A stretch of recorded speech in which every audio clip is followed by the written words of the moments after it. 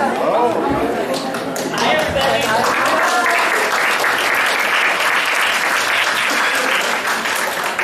Welcome to our production of Space Seed, and wow, it is exciting to see so many of you here. A teacher of mine once told me that you guys are the most important part because, and a performance without an audience is just a rehearsal, and if you have too many of those, your actors get mad and mutiny. So, thank you again for being here. A couple of announcements before we get going. Now would be a really good time to put your phone on silent, please, and thank you. Also tonight, we do have somebody live tweeting the show. Chris, what is that hashtag again? @ClutchScience. Hashtag. That'll be @ClutchScience or hashtag SpaceSeedTTE for Trek Theater Eugene. So that's very exciting. As you'll see in the program, our next show that we're going to do after this in the park is going to be Cupid. That's the Robin Hood episode of Next Generation. Oh, finally. But tonight, settle in, we're really excited to present Space Seed for you all.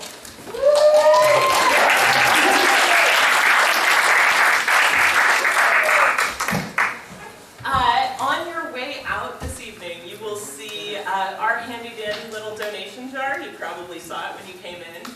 We are entirely donation funded, so anything you are able to spare will go to putting on more exciting things like this.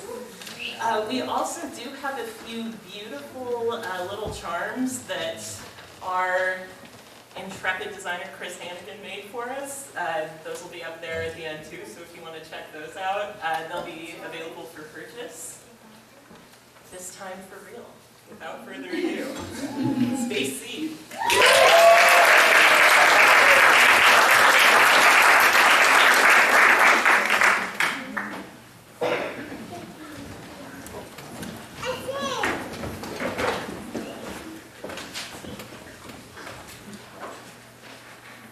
Approaching unidentified vessel now, Captain. Are you certain of your sensor readings? Definitely a space vessel of some type. Origin? Unknown. It could hardly be an Earth ship. There have been no flights into this sector for years. I'm picking up a signal, sir. Captain, that's the old Morse code call signal. Thank you. CQ, CQ. We're reading it, Lieutenant. I thought you said it couldn't possibly be an Earth vessel. I fail to understand why it gives you pleasure to see me proven wrong. An emotional Earth weakness of mine. There it is. An old Earth vessel. Similar to the DY-500 class. Much older. DY-100 class, to be exact. Captain, the last such vessel was built centuries ago, back in the 1990s. Then it's a derelict. It's signal left and automatic. Or an old Earth ship being used by aliens. Weapon status? Deflector shields on maximum. Phasers, man, sir. Bioscanners report. Life science bioscanners are picking up heartbeats from over there. Can't be human though. They're too faint, averaging only 4 beats per minute. Sensor readings, Captain. Some sort of equipment functioning on that vessel. All decks go to full alert.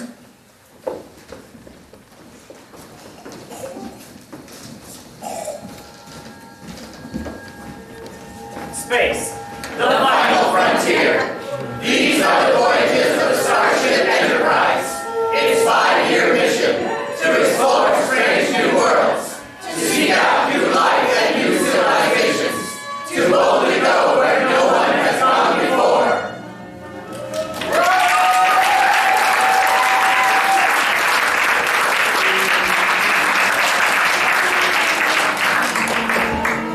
Captain's log, stardate 3141.9.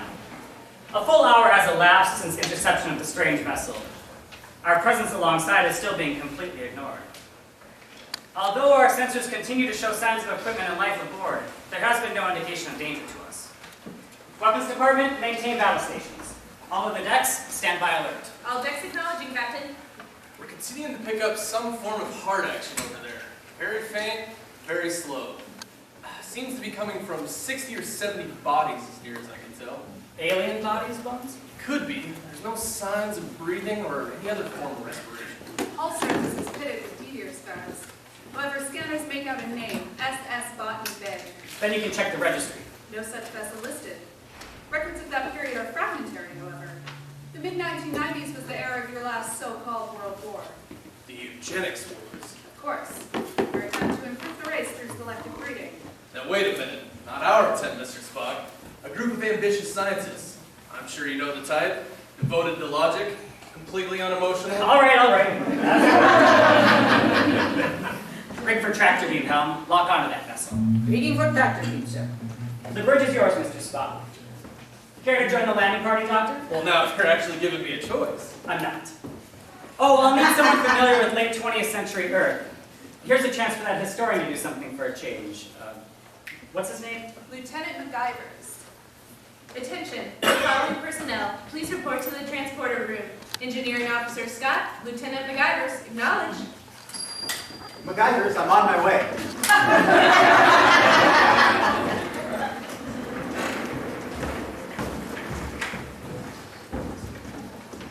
Oh, well, looks like that ship's expecting us. We already keep coming on. Complete oxygen atmosphere.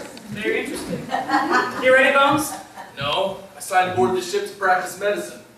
Not to have my atoms scattered back and forth across space by this gadget. You're an old-fashioned boy, McCoy. Where's that historian? Come on, Lieutenant. MacGyver, sir. Energize.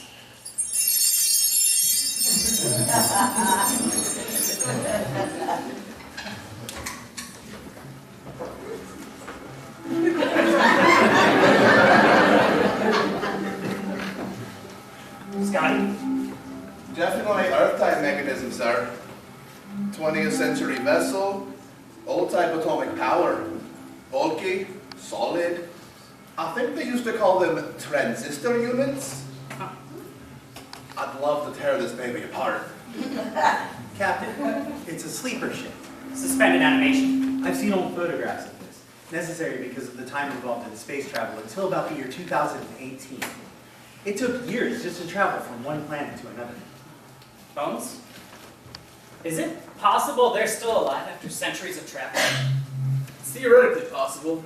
I've never heard of being tested for this long a period. What a handsome group of people. Jim, I have a new reading. The lights must have triggered some mechanism. Captain, look here. Scotty? Beats me, what's happening? Triggered something, all right. Her heartbeat's increasing. Now passing 8 beats per minute. There's some signs of respiration beginning. This one was probably programmed to be triggered first. Could she be the leader? The leader. Lieutenant! Yes, sir. The leader was often set to revive first. This way they could determine whether the conditions warranted the revival of the others. Heartbeat now approaching 40 beats per minute.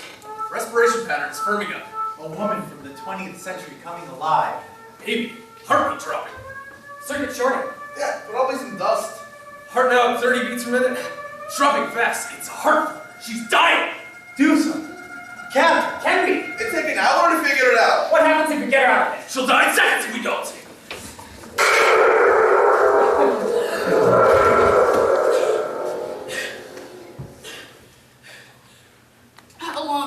How long have you been sleeping? 2 centuries, we estimate. Landing party at Enterprise, come in. Go ahead, boarding party, we read you.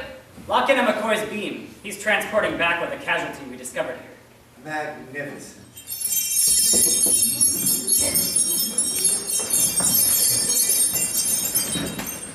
Captain's log supplemental.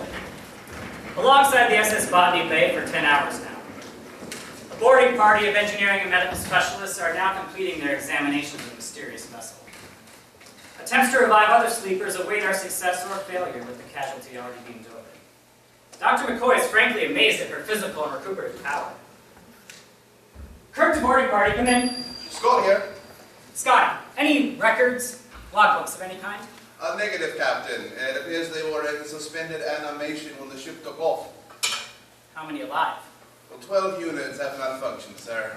Leaving 72 still operating. Kirk out. 72 alive. A group of people dating back to the 1990s. A discovery of some importance, Mr. Spock. There are a great many unanswered questions about those years. A strange and violent period in your history, Captain. I find no record whatsoever of SS Botany Bay. The DY-100 class vessel was designed for interplanetary travel only. With simple nuclear-powered engines, star travel was considered impractical at that time. It was 10,000 to 1 against their making it to another star system. And why no record of the trip? Botany Bay. That was the name of a penal colony on the shores of Australia, wasn't it? If they took that name for their vessel... If you're suggesting this was a penal deportation vessel, you've arrived at a totally illogical conclusion. Oh? Your Earth was on the verge of a dark age. Whole populations were being bombed out of existence. A group of criminals could have been dealt with more efficiently than wasting one of their most advanced spaceships. Yes. So much for my theory. I'm still waiting to hear yours. Even a theory requires some facts, Captain. So far, I have none. And that irritates you, Mr. Spock. Irritation? Yeah. I am not capable of that emotion. My apologies, Mr. Spock. You suspect some danger in them? Insufficient facts always invite danger, Captain.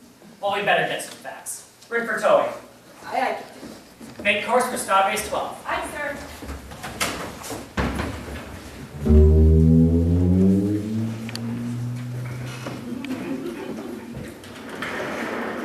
That'll be all.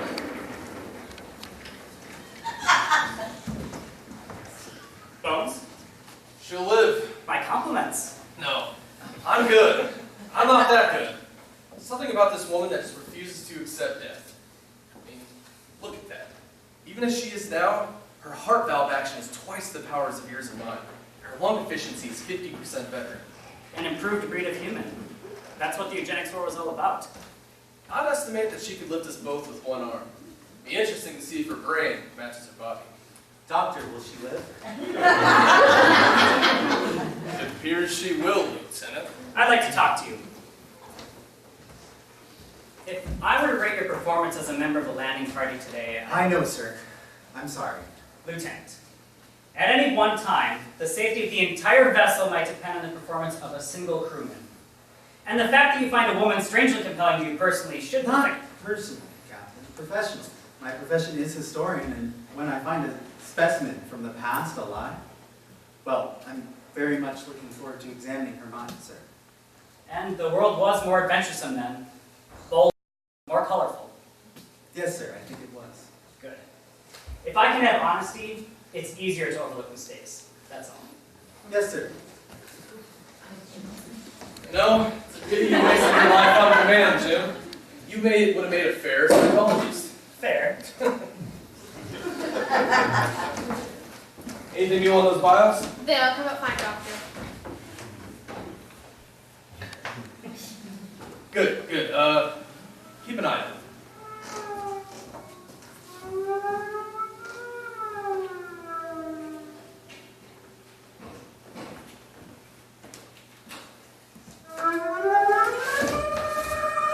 Well, either choke me or cut my throat, make up your mind.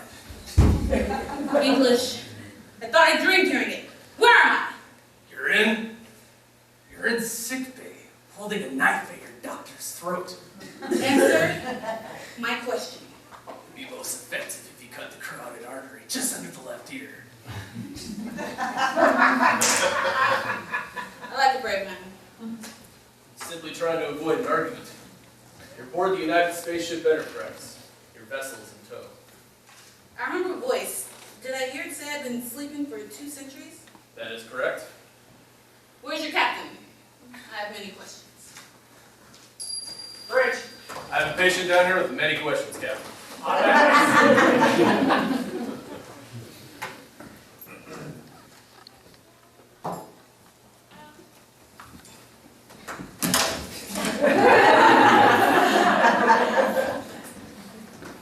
Ensign Sabah, Ensign Squanch. Go find someplace safe to put these, would you? Yes, sir. Thank you kindly. Right this way, Captain. James Kirk, commanding the Starship Enterprise. I see. And your name? I have a few questions first. What is your heading? Our heading is Starbase 12, a planet in the Gamma 400 star system. Our command base in this sector. Is that of any use to you? And my people? 72 of your life support canisters are still functioning. You will revive them. As soon as we reach Starbase 12. I see. And now, Khan is my name. Khan. Nothing else. Khan. What was the exact date of your liftoff? We know it was sometime in the early 1990s, but I find myself growing fatigued, Doctor. Maybe continue this questioning at some other time? the facts I need, Miss Khan, will take very little time. For example, the purpose of your star flight. June, a little later might be better. Captain, I wonder if I may have something to read during my convalescence. I was once an engineer, of sorts. I would be most interested in studying the technical manuals on your vessel. Yes, I understand. You have 200 years of catching up to do. Precisely. They're available to any patient on the viewing screen. Dr. McCoy will show you how to tie to the library tapes. Thank you, Captain. You've been most cooperative. Miss Khan is not what I expected of a 20th century human. I know, she's making considerable use of our technical library. Common courtesy, Mr. Spock. She'll spend the rest of her days on it. It's only decent to help her catch up. You estimate her to be a product of selective breeding? There is that possibility, Captain. Her age would be correct. In 1993, a group of these young superheroes did seize power simultaneously in over 30 nations. Well, they were hardly heroic. They were aggressive, arrogant. They began to battle among themselves. Because the scientists overlooked one fact. Superior ability breeds superior ambition. Interesting, if true. They created a group of Alexanders, Napoleons. I've collected some names and made some counts. By my estimate, there were some 80 or 90 of these young superhumans unaccounted for when they were finally defeated. That fact isn't in the history texts. Would you reveal to war-weary populations that some 80 Napoleons might still be alive?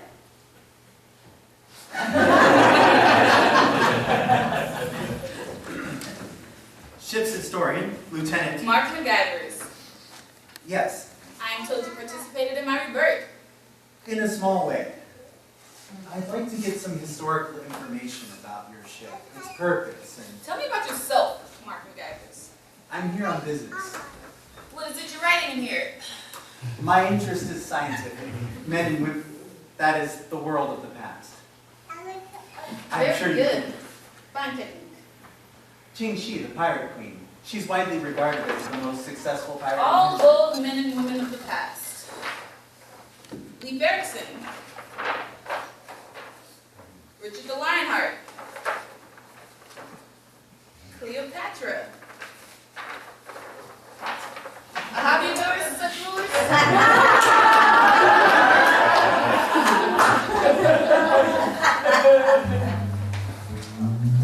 Thank you. I'm honored. But I must caution you. Such rulers dare take what they want.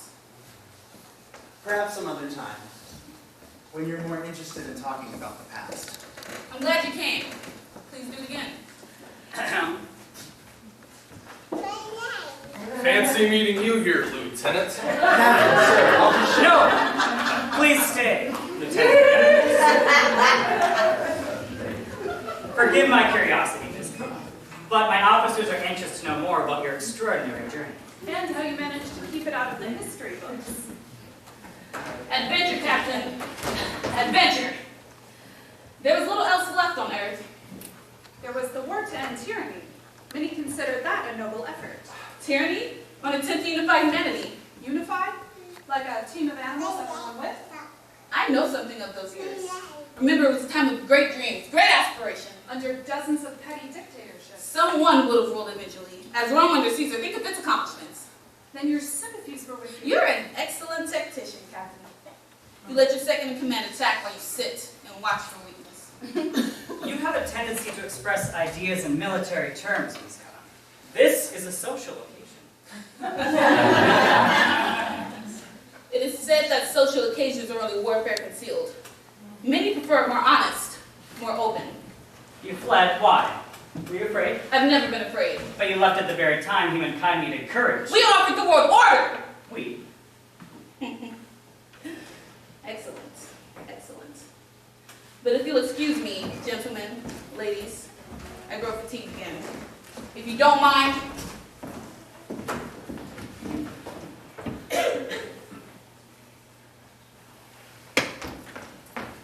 Yes?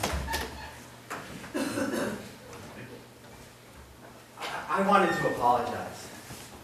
They had no right to treat you that way. It is quite understandable, since I am something of a mystery to them. You're no mystery to me. I know exactly who you are. Do you? Leif Erikson, Richard the Lionheart, Cleopatra. I don't know if you're going to like living in our time. Then I'll have to remold it to my liking. Please, don't. Go! Or stay. But do it because it is what you wish to do. Well, I'll stay a little longer. how many minutes do you so graciously offer? I only meant. This grows tiresome. You must now ask to stay. I'd like to stay, please. I intend to take the ship. Do you agree? Oh, please, don't ask I need me. your help. You won't harm me. Now you question me? No. Will you assist me? Oh, Khan, please. Leave me then! Go, I say! No, I promise. I'll do anything you ask.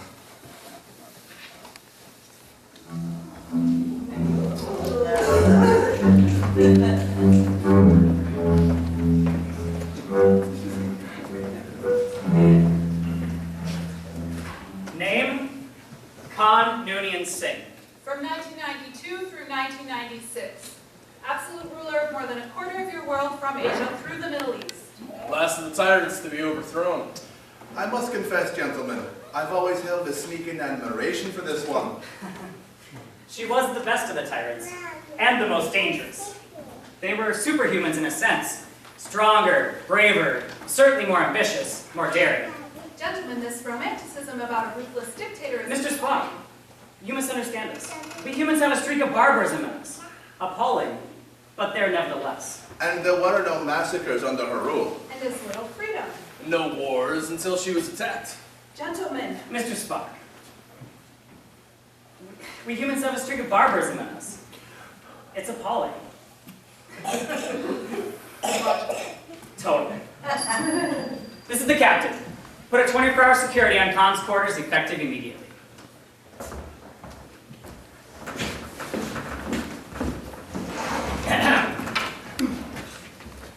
I'm sorry, Captain.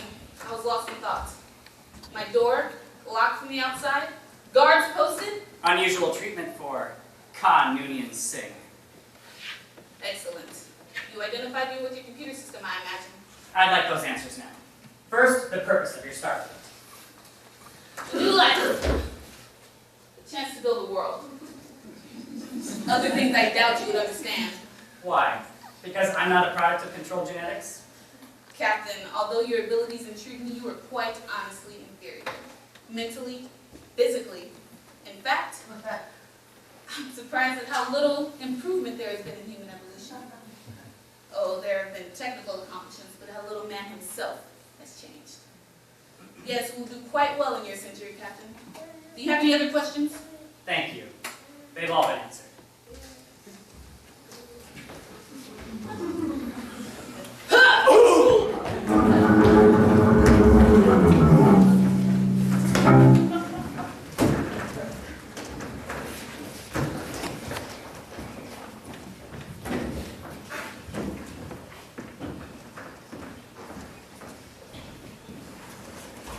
Move away.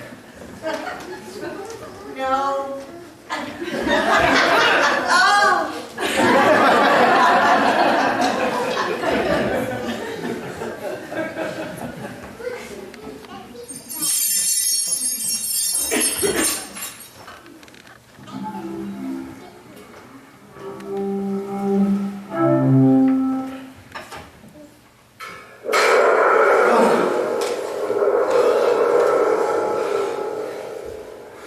Otto.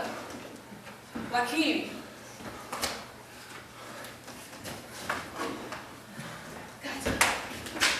The trip is over. The battle begins again. Only this time, it's not a world we win. It's a universe!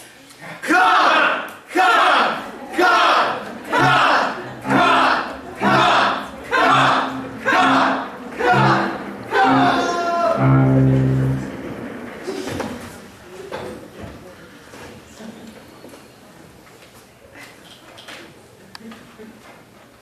Checkoff report. On course, sir. What factor 2? Maintain. Captain! Khan has escaped! Sound security alert. Security alert, Captain. All communication channels are totally jammed, Captain. turbo elevators inoperative. Jammed, Captain. Atmospheric controls cut off. Useless. They're on override in engineering. Engineering, Scotty, this is the bridge. Captain! What's going on down there? He's not able to answer you at the moment, Captain. Your ship is mine. I've shut off the life support system to the bridge and jammed up your exit routes. I am willing to negotiate. Flood all decks with neural gas. Impossible. Intruder control systems inoperative. Khan was very thorough in her study of our tech manuals. Contact Starbase 12. All channels are jammed, Captain. Brilliant. Every contingency anticipated. Your air should be getting quite thin by now. Do you surrender the bridge? Negative. Academic Captain. Refuse in every personal. Suffocate. Stardate 3142.8. They have my ship, discarding their own worthless vessel. Only moments of air left on the bridge now. Commendations recommended for Ensign Taba, Lieutenant Uhura, Ensign Chekhov, Engineering Officer Scott, and of course, Mr. Spock. I take full responsibility. I take full.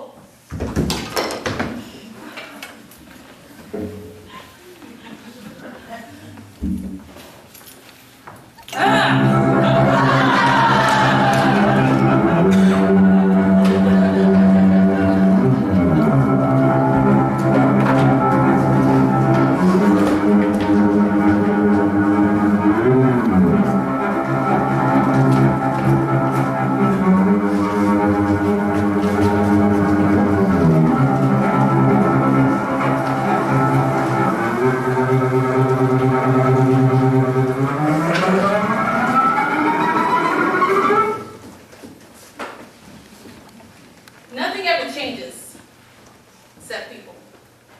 Your technical accomplishments, improve a mechanical device and you may double productivity, but improve a person and you gain 1,000-fold. I am such a person. Join me. I'll treat you well. Where is my phone? I need your training to operate a vessel this complex. Where is Captain Kirk? I see now I made one serious error. You're the communications officer. Engage the viewing screen.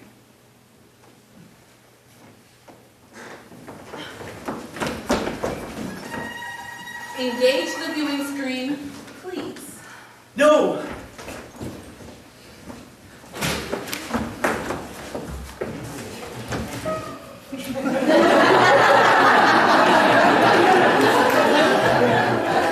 I should have realized that suffocating together on the bridge would create raw camaraderie among you. But it is quite a different thing to see it happening to someone else.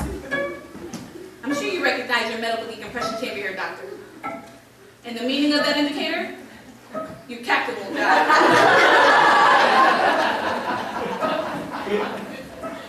If you join me, Mr. Spock, I'll let him live. My vessel was useless. I need you and yours to select a colony planet, one with a population willing to be led by us. To be conquered by you, a starship would make that most simple, wouldn't it? Each of you in turn will go in there, die while the others watch. Khan, there's no reason that I need to be here to see this, is there?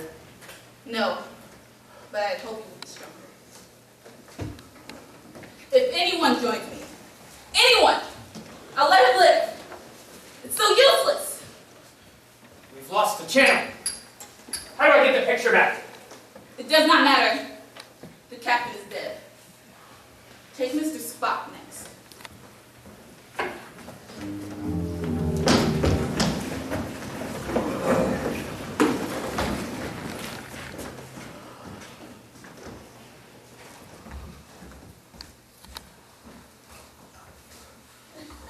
Khan said to watch him very closely. He may decide to cooperate.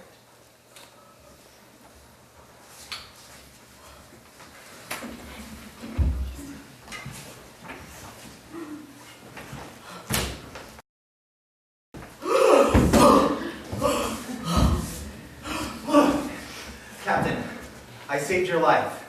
Now please, don't kill her.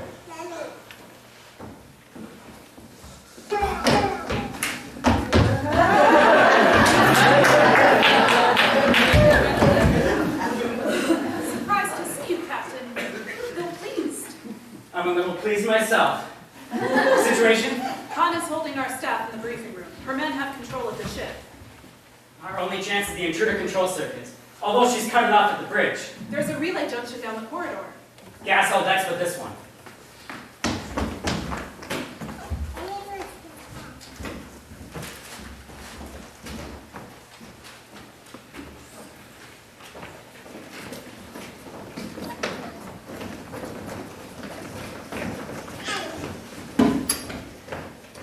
Armory.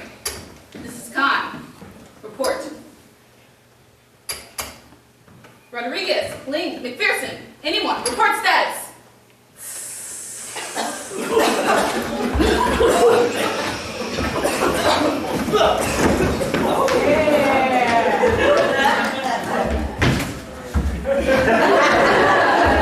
Where's Khan? I don't know. She got out just as the gas. Kirk here. Anesthesia gas in all sections except engineering. Someone just closed that line. Captain, acknowledge. Unable to fly engineering section. I suspect that they have... This is Scott. Captain's head of the engineering section. I'll follow in case. Negative. We must retake the vessel while the anesthesia lasts. Meet me in the armory. I'm blowing it clear first. Spock out.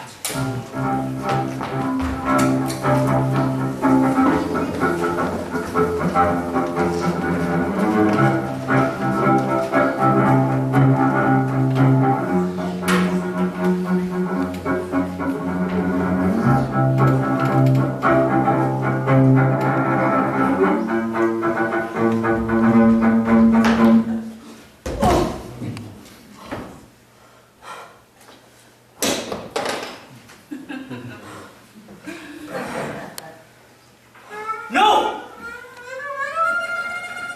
If I read your technical manuals correctly, Captain, that's an overload in progress. Your ship explodes like an exploding sun within minutes.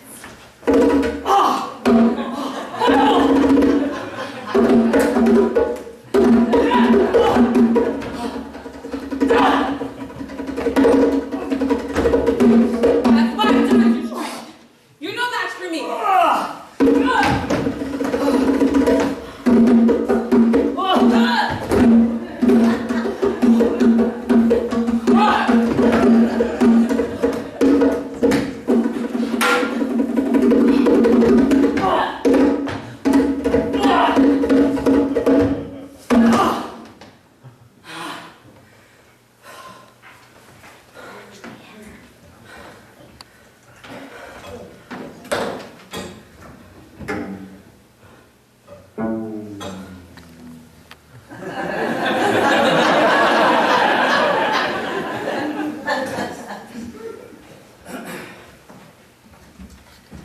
Captain's log, stardate 3143.3.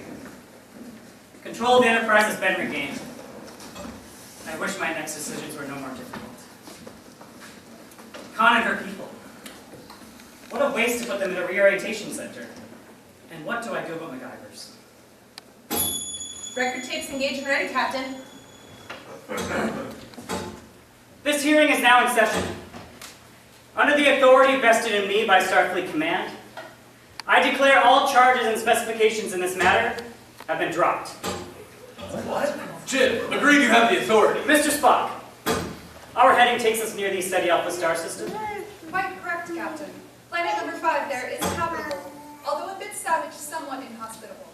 But no more so than Australia's Botany Bay colony was at the beginning. Those people went on to tame a continent, Miss Khan. Can you tame a world? Have you ever read Milton, Captain? Yes, I understand. Lieutenant Mark MacGyvers. Given a choice of court-martial or accompanying them there, It will be difficult.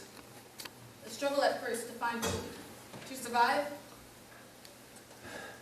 I'll go with her, sir. Excellent. I've gained something else I wanted. A world to win, an empire to build. this hearing is closed. It's a shame for a good Scotsman to admit it, but I'm not up on Milton. The statement Lucifer made when he fell into the pit. It is better to rule in hell than serve in heaven. It would be interesting, Captain, to return to that world in 100 years, and to learn what crop has sprung from the siege we left today. Yes, Mr. Spock, it would indeed. I'll tell you something else, Mr. Spock. I only hope that in 100 years, that crop won't have sprung right out of the ground and come looking for us.